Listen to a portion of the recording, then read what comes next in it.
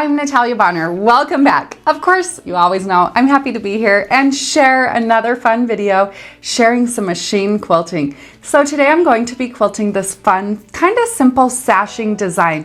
This design is actually a little bit of a play on ribbon candy. When you're starting out machine quilting ribbon candy, sometimes it can be a little bit difficult thinking about stitching around a circle as you work back and forth through your sashing. So quilt out this little variation of ribbon candy, and sometimes I think it might make it a little bit easier. This is a fun, fast design, and I can't wait to share it with you. Now, a couple of things before we get started. I am going to be doing all of my quilting here today on my Gamel 22-inch machine. This is hand-guided quilting, and I am stitching in the stitch regulated mode with my stitch length set at 12 stitches per inch. Now, what am I quilting on? I have one more awesome class in my year-long series, Let's Stitch a Year of Blocks, called The Lover's Knot. This fun class will start December 1st, 2022, and in that class I'll be teaching you 12 awesome ways to machine quilt the Lover's Knot quilt block.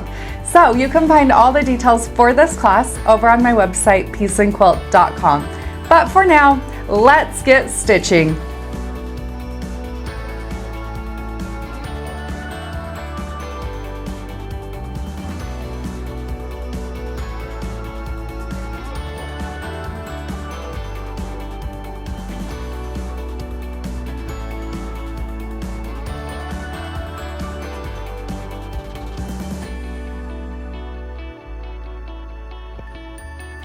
Similar to machine quilting ribbon candy, I'm going to start my quilting near the bottom or top portion of my sashing section.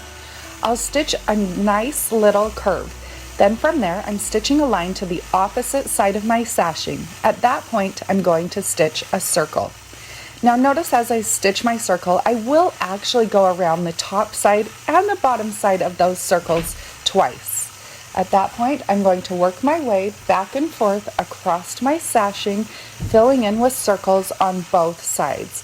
Now, I'm making my circles almost touch. I'm not perfect, so they're not all touching on the top and bottom, but I'm kind of making them appear as if they are touching when I work my way back and forth across my sashing.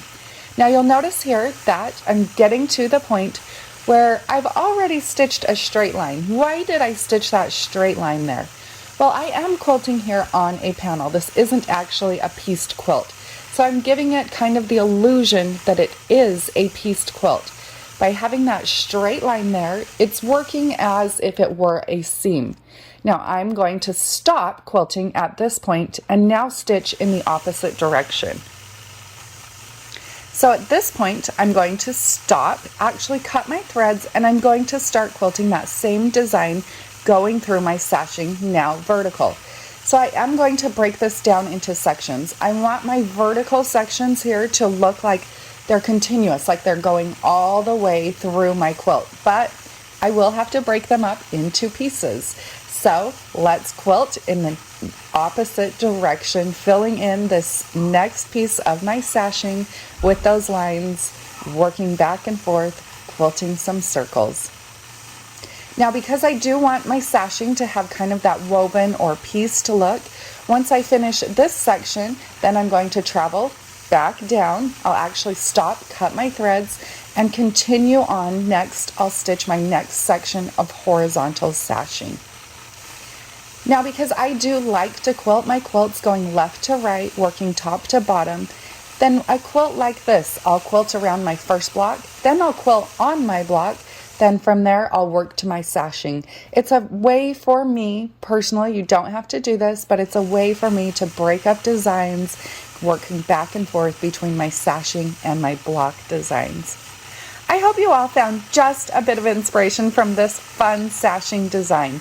I am quilting here on my brand new class sample for my new class, The Lover's Knot. You can find all the details for this fun class over on our website, peaceandquilt.com. Have a great day, everybody.